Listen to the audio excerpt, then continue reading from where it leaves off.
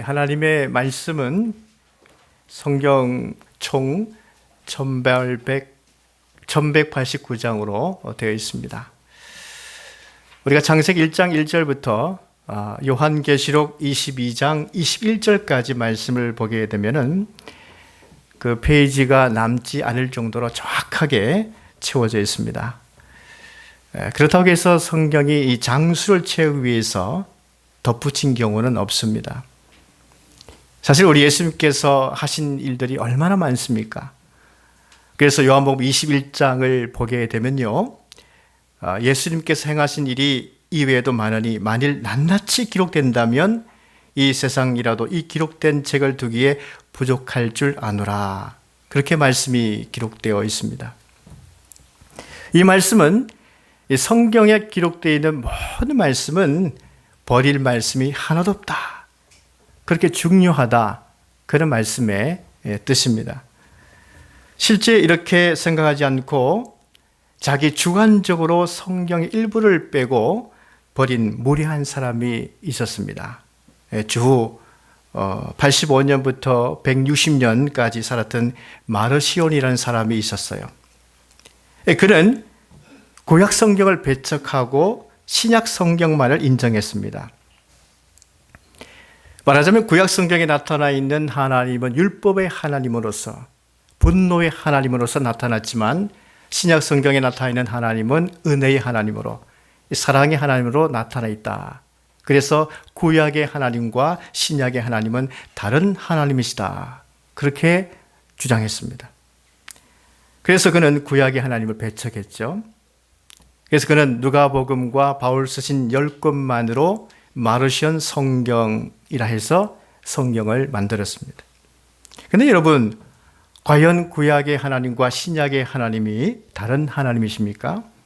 우리가 창세기를 보면서 알 수 있지만 처음부터 우리 하나님께서는 범죄한 아담에게 대해서 은혜와 사랑을 베푸신 하나님으로 등장합니다.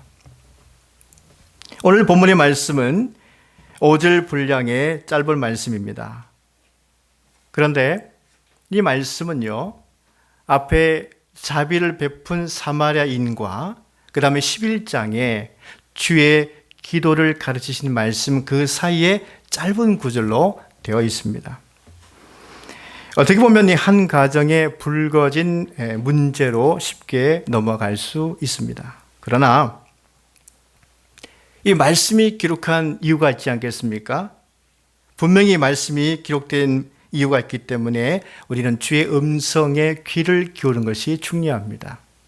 하나도 버릴 것이 없다는 뜻이죠. 이 말씀 보면 겉으로 보기에는 마르다와 마리아의 갈등 이야기입니다. 사실 우리 일상생활 속에서도 일어날 수 있는 흔한 갈등 이야기죠. 사실 우리가 가정을 이루고 사회인으로 산다라고 하는 것은요, 갈등이 전혀 없는 곳에서 살 수 없습니다. 이러한 사실을 알기 때문에 사람들은 이 갈등을 줄이기 위해서 더 좋은 선택을 하려고 합니다. 사실 사람들이 갈등하는 이유가 무엇입니까? 그것은요, 무엇을 선택해야 더 좋은 선택을 할 수 있을까? 이런 문제 때문에 갈등하는 것을 보게 되죠. 그런데 왜? 사실 우리는요, 무엇을 선택해야 가장 좋은 선택인가? 사실 우리가 잘 모릅니다. 그래서 사람들은 그 선택에 있어서 덜 실수하기 위해서 최고로 많은 비교 분석을 하게 되죠. 그래서 최고의 비교 분석을 하면서 최고의 선택을 하려고 합니다. 그런데 어떻습니까? 최고의 선택을 했는데 막상 직접 경험해 보니까 생각과 다르게 경험되는 것을 보게 됩니다. 우리가 이 창세기 13장을 보게 되면은 아브라함과 롯의 선택의 이야기가 나오죠. 둘 목자 간에 갈등이 생겼습니다. 근데 아브라함이 롯에게 먼저 땅을 선택할 수 있는 선택권을 주죠. 근데 롯은 자기의 눈으로 최선의 비교를 하였고 최고의 선택을 하게 됩니다. 평소 보아왔던 요단 지역을 선택하게 되지요. 이 롯은 요단을 선택하게 되는데 그곳은 물이 넉넉했습니다. 요르단강이 흐르고 있죠. 그래서 물도 넉넉하고 마치 애굽의 그 물과 같이 좋았던 곳이었습니다. 여호와께서 소돔과 고모라를 멸하시기 전이었기 때문에 여호와의 동산 같았다라고 성경 기록하고 있죠. 아름다운 곳이었습니다. 그리고는 이 롯은 아브라함을 떠나가게 되죠. 근데 이 롯은 한 번도 하나님께 기도하지 않았습니다. 사실 아브라함의 눈에도 이 롯이 선택한 요단강 부근이 사실 마음에 들었을 것입니다. 이제 남은 것은 아브라함이죠. 아브라함은 남은 것이 아니라 이제 하나님도 남아 계십니다. 왜냐하면 롯이 아브라함을 선택하지 않았고 롯이 하나님을 선택하지 않았기 때문이죠. 아브라함은 어떻게 합니까? 아브라함은 하나님을 생각하며 하나님 편에 서게 됩니다. 이 롯이 아브라함을 떠난 이후에 하나님께서 아브라함에게 말씀하셨습니다. 너는 눈을 들어서 너 있는 곳에서 북쪽과 남쪽 그리고 동쪽과 서쪽을 바라보라. 그렇게 말씀하십니다. 롯은요, 이 동쪽만을 바라보고 동쪽으로 가버렸습니다. 그런데 하나님은 아브라함에게 북남동서를 바라보게 하시죠. 여러분, 왜 하나님께서는 북남동서를 아브라함에게 바라보게 하셨을까요? 앞으로 아브라함과 그의 후손에게 주실 하나님의 가나안 땅 전체이기 때문입니다. 그래서 하나님은 보이는 땅을 내가 너와 내 자손에게 주리니 영원히 이르리라. 그렇게 말씀하셨죠. 여러분, 인간 롯의 눈으로 선택한 것과 하나님께서 아브라함에게 보여주신 그 땅, 그 차원이 다르지 않습니까? 롯이 선택한 땅은 멸망할 소돔 땅이었습니다.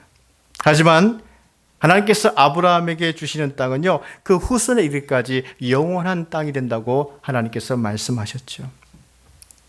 그러면 우리는 항상 하나님을 먼저 선택하면서 살아야 하는 것입니다. 실제 오늘날 우리가 사는 사회를 보십시오. 빅데이터라고 하는 분석을 통해서 사람들이 그 데이터에 의존하면서 살아갑니다. 근데 그것은 사람의 판단보다도 인공지능의 분석과 판단이 더 믿을만하다. 그렇게 생각을 하는 것입니다. 우리 시대는 그래서 탈종교 시대가 아니라 타종교 시대에 살고 있죠. 과학신앙 가운데 살아가고 있습니다. 사실 이 빅데이터는 무엇입니까? 이 과거의 경험을 수집해가지고 그것을 토대로 미래를 예측하는 것이죠. 하지만 빅데이터 예측도 빗나갈 수 있다는 것입니다. 성경을 예로 든다면 창세기 11장에 나타난 이 사람들이요, 노아 홍수를 경험한 다음에 바빌론 신할 평지에 이제 어떤 비나 홍수가 있어도 피할 수 있는 탑을 쌓고자 했습니다. 그래서 바벨탑을 쌓으려 했죠. 근데 그들의 예측은 빗나갔죠. 하나님께서는 홍수로 그들을 심판하신 것이 아니라 언어를 혼잡하게 만들므로 그들을 흩으셨던 것을 보게 됩니다. 그러면 우리가 사는 이 시대에 과학주의 시대에 살고 있지만 우리는 과학적 데이터에 너무 의존하기보다는 하나님께 의지하면서 하나님을 의뢰하면서 사는 것이 더 중요하다는 사실을 항상 잊지 말아야 하는 것입니다. 우리가 기독교 신학을 가져야 하는 그 이유가 무엇입니까? 그것은 사람다움으로 살기 위해서죠. 즉 하나님의 형상으로서 존엄성과 거룩성을 가지고 살기 위해서입니다. 우리가 하나님의 형상으로서 존엄과 거룩함으로 살아가려면요, 예수 그리스도를 통해서 구원을 받아야만 가능합니다. 그런데 이 구원받은 이후에도 이 하나님의 형상의 삶을 잘 유지하기 위해서는요, 이 구원의 지혜인 하나님의 말씀을 읽고 듣는 삶을 항상 먼저 선택해야 하는 것입니다. 여러분들은 아침을 맞이할 때에 가장 무엇부터 보십니까? 어떤 사람은 뉴스를 가장 먼저 보는 것 같습니다. 밤새 동안 어떤 일이 있었는가. 그래서 뉴스를 먼저 보게 되고 또 사회면 뉴스를 보게 되는데, 그러면요, 우리 뇌는요, 그 사회면 뉴스에 이제 입력되게 되고, 그러면 처음부터 거기에 맴돌게 되는 것입니다. 그러므로 우리는 처음부터 하나님 말씀인 성경 말씀을 제일 먼저 보는 것이 중요합니다. 그래야지 우리 생각이 하나님의 은혜 안에 머물게 되고 우리 마음도 평안하게 될 수가 있는 것입니다. 우리 예수님께서 제자들과 함께 길을 가셨죠. 그러다가 이 한 마을로 이제 들어서게 되었는데, 그 마을에는 나사로가 살았던 마을이었습니다. 이 나사로의 누이 동생인 이 마르다가 예수님을 직접 이제 영접함으로써 집으로 모셔드리게 됩니다. 마리아도 예수님을 영접하게 되죠. 근데 이 같은 집에 있었지만 마르다와 마리아의 그 영접 목적이 달랐습니다. 이 마르다는요, 오라버니 나사로의 일 때문에 수고하신 그 예수님에 대해서 대접하기 위해서 예수님을 영접했습니다. 근데 마리아는요, 예수님의 말씀을 듣기 위해 예수님을 영접했고 예수님의 발치 아래에 앉아서 말씀을 들었습니다. 오늘 이 말씀 보면 38절과 39절까지 말씀까지는 누가 좋은 선택했는지 별로 구분되지 않습니다. 별로 갈등도 보이지 않습니다. 다 좋아 보이죠. 뭐 우리나라 전래동화 같으면 이 정도면 그래서 행복했더라, 그렇게 끝이 날 수 있습니다. 그런데 오늘 말씀은 여기에서 끝나지 않습니다. 그 다음 절부터 이제 갈등이 시작되죠. 왜 갈등이 시작됩니까? 40절 말씀 보십시오. 마르다는 준비한 일이 많아 마음이 분주한지라, 그렇게 되어 있습니다. 준비하는 이란 이 말씀, 성경 각주 2번 보시면 그 아래에 봉사하는 이라고 되어 있죠. 우리도 보면요, 혼자 봉사하는 일이 많은 사람들이 처음에는 기분 좋게 자기 능력을 발휘하면서 시작하다가 마음이 불편해지기 시작합니다. 왜 나만 이렇게 많은 봉사를 해야 하나, 이렇게 바뀌는 것이죠.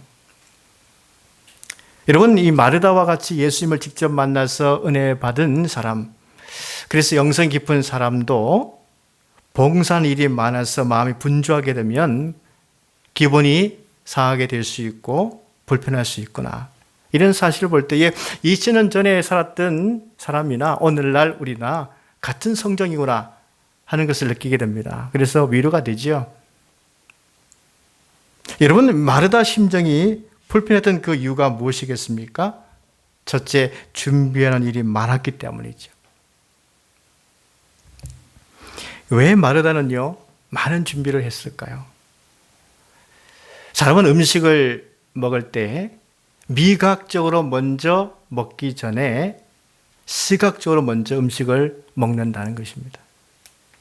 실제 시각적으로 먼저 음식을 먹고 싶어질 때에 미각을 경험하고자 한다는 것이죠. 근데 사실 여기에 함정이 있는 것입니다. 아담과 하와의 범죄를 보십시오. 그 나무를 본즉 먹음직도 하고 보암직도 하고 지혜롭게 할 만큼 탐스럽기도 한 나무인지라, 그렇게 되어 있어요. 하와가 선악과를 시각적으로 보고 먹음직했다, 기록되어 있습니다. 그리고 시각적으로 보고 지혜롭게 할 만큼 탐스러웠다, 그렇게 기록되어 있죠. 그러니까 시각적으로 볼 때에 먹음직했습니다. 그래서 미각적으로 맛보고 싶어졌습니다. 먹게 됩니다. 결국 하와는 보는 시각의 함정에 빠진 것입니다. 오늘 마르다는 어디에 관심을 두었습니까? 많은 음식을 준비하는데 마음을 두었습니다. 시각적으로 먹음직스럽게 만들고 싶어졌어요. 물론 예수님께 시각적으로 드리기 위해서, 예수님께서 드시기에 좋게 하기 위해서 많은 준비를 하고자 했습니다. 그러나 이것은 예수님의 입장이 아니라 누구의 입장이었을까요? 마르다의 입장이었어요. 지금 예수님은요, 많은 음식이 필요치 않았습니다. 예수님께서 마르다에게 무엇을 원하셨겠습니까? 상다리가 휘어지도록 많은 음식을 차리기를 원하셨겠습니까? 아닙니다. 예수님은요, 마르다가 많은 준비를 하느라 마음에 예수님을 잊어버리기를 원치 않았어요. 둘째, 마음이 분주했기 때문에 마르다의 심정이 불편했습니다. 오늘 말씀은요, 반찬 몇 개 할 것이냐, 이것이 초점이 아니죠. 마음이 초점이었습니다. 마르다가 준비를 많이 하고 봉사를 많이 한데에도 마음에 문제가 생기게 되면 은혜가 되지 않습니다. 근데 한 가지를 해도 기쁜 마음으로 해야 받는 예수님의 입장도 좋습니다. 근데 지금 마르다와 같이 많은 것을 준비한다 해도 마음에 불편하면 받으시는 예수님도 역시 불편할 수밖에 없는 것이죠. 지금 마르다의 문제는요, 마음의 문제입니다. 그런 마음이 분주했어요. 여기서 마음이 분주하다 이 말씀은요, 여기저기 끌려다닌다, 그런 뜻입니다. 이것도 해야 되고 저것도 해야 되고, 이런 걱정과 염려, 이것이 마르다의 마음속에 있어서 계속 마르다를 끌고 다닌 것입니다. 그래서 그의 마음이 일그러졌죠. 그의 얼굴까지도 일그러졌습니다. 사실 이럴 때에 누군가 나를 도와주지 않아서 이렇게 마르다가 불편했을 것이다 생각할 수 있습니다. 여러분, 그러나 옆에 누군가가 나를 도와주어도 말이죠, 너무 많은 것을 준비하다 보면 마음이 분주해지게 마련인 것이죠. 여러분, 우리 예수님을 보십시오. 3년 동안 공생의 기간 보내시면서 제자들과 함께 다니셨습니다. 그렇지만 예수님께서는 혼자 말씀을 선포하시고 말씀을 가르치시고 치유하는 사역을 하셨습니다. 우리 예수님께서는 시간이 부족할 정도로 새벽부터 일을 하시고 밤늦게까지 또한 일하시고 기도하시고 사역을 감당하셨습니다. 그렇다고 예수님께서 제자들에게 왜 나를 도와주지 아니하냐고 그렇게 말씀하지 않으셨습니다. 그러면 예수님께서 제자들에게 요구하셨다면 나를 위해서 기도해 달라, 이 정도였습니다. 기도해 달라. 우리 예수님께서는요, 도리어 한 영혼, 한 집안에 초점을 두고 사역하셨죠. 그래서 이 사마리아 성에 들어갔을 때도 우물가 여인 한 여인을 만났습니다. 그리고 그에게 구원을 베푸셨죠. 그가 동네로 가서 예수님을 전파했습니다. 여리고성을 지나실 때도 얼마나 많은 사람들이 예수님께 몰려왔습니까? 하지만 예수님께서는 딱 한 사람, 그 삭개오만 만났죠. 그의 집에 들어가서 그에게 구원을 베푸셨습니다. 베데스다 연못에 얼마나 많은 병자들이 있었습니까? 하지만 우리 예수님께서는 38년 된 병자 한 사람만 고쳐주셨습니다. 우리는 이것저것 다 하고 싶어 하죠. 그러나 우리 예수님께서는 딱 한 가지 일만 하셨어요. 예수님은 많은 일을 하긴 하셨지만 마음이 분주하다고 불평하지 않으셨습니다. 왜냐하면 예수님께서 일하실 때 아주 효율적으로 일하셨기 때문이죠. 우리도 이러한 예수님의 삶을 배워야 하는 것입니다. 여러분, 마르다를 보십시오. 처음에 이 마르다는요, 예수님을 기쁨으로 영접했습니다. 대접하기 위해서. 근데 이제는 예수님께 탓을 돌리죠. 예수님, 왜 내 동생 마리아에게 너 언니를 위해서 왜 안 도와주느냐고 그렇게 말씀하지 않습니까? 이렇게 예수님께 불평하죠. 마르다는요, 처음에 이 마리아를 미워했다가 이제 예수님까지도 미워하게 됩니다. 왜 이렇게 되었을까요? 이 마르다의 마음에 나를 알아달라, 이런 것이 있었습니다. 많은 준비를 하는 이유도 나를 알아달라, 더 큰 인정을 받고자 하는 마음이 마르다에게 있었기 때문이죠. 사실 우리 예수님께서는 마르다가 예수님을 영접하는 그 순간부터 이미 인정했죠. 우리 예수님이 대답 보십시오. 마르다야, 내가 많은 일로 염려하고 근심하는구나. 몇 가지만 하든지 혹은 한 가지만으로 족하니라. 이렇게 예수님께서 말씀하셨습니다. 마지막에 더 중요한 말씀하셨죠. 마리아는 이 좋은 편을 택하였으니 빼앗기지 아니하리라. 이렇게 말씀하셨습니다. 여러분, 무엇을 택해야 빼앗기지 않을까요? 마리아처럼 말씀을 택해야 빼앗기지 아니한다. 이 말씀을 예수님께서 하시는 것입니다. 예수님께서 먼저 말씀을 택한 마리아의 마음을 칭찬하셨습니다. 근데 마르다는요, 말씀보다도 먼저 이를 택함으로 인해서 마음에 염려와 근심이 생겼다는 것입니다. 예수님께서는요, 우리가 염려하면서까지 많은 준비, 많은 일을 요구하지 않습니다. 대신에 말씀 듣는 것을 먼저 택하기를 원하십니다. 마리아는 무엇보다도 말씀 듣는 것을 가장 먼저 택하였습니다. 그래서 그는 좋은 편을 택하였다 하는 예수님의 칭찬을 받게 된 것입니다. 우리도 항상 말씀을 먼저 택하시고 그 말씀 안에서 주의 일을 은혜롭게 감당할 수 있는 우리 모두가 될 수 있기를 간절히 바랍니다. 기도하겠습니다.